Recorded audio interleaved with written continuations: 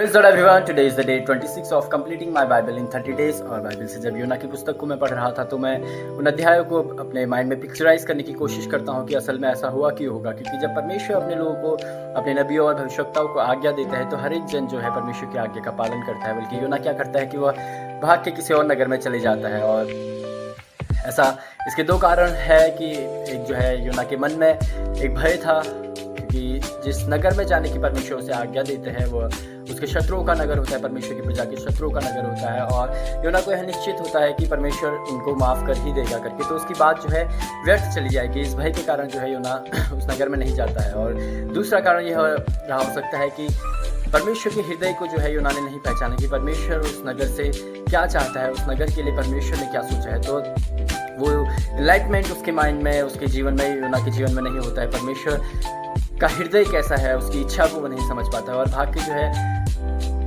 Tarshish को वो चले जाता है। और उसके बाद परमेश्वर उसके रिटर्न टिकट का इंतजाम करते हैं, उसको वापस उस नगर के लिए लेके आते हैं। और जब वह 3 दिन मछली के पेट में होता है तो परमेश्वर उसके पहली प्रॉब्लम का उसको सोल्यूशन देता है। और वो कहता है कि उद्धार जो है यहोवा से ही है। उस बात को परमेश्वर उसे 3 दिन मछली के पेट में रख के समझाते हैं कि जो है परमेश्वर उस नगर को परिवर्तित करना चाहता है, परमेश्वर उस नगर को बदलना चाहता है। और जब उसके बाद योना आता है और परमेश्वर की आज्ञा को सुनाता है और परमेश्वर उस नगर के लिए अपने हृदय को बदलते हैं और कहते हैं कि उनको दंड की आज्ञा नहीं देंगे। परमेश्वर जो है उनके ऊपर से दंड को हटा देता है और उन्हें क्षमा करता है।